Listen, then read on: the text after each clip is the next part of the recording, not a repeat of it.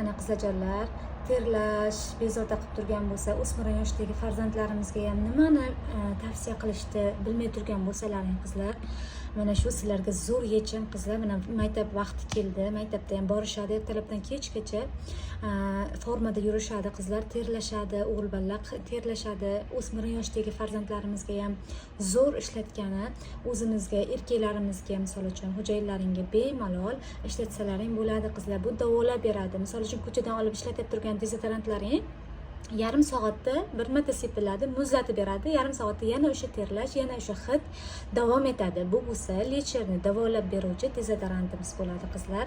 Bir marta olib ko'rganlar mana yana qayta olishyapti. Bir kunda bir mahal sepib ham yurishgan 24 soatga yetyapti qizlar. Juda ham zo'r deb maqtab qayta olishyapti qizlarjonlar. Ulgurib qolamiz. 6 dona chiqarilgan.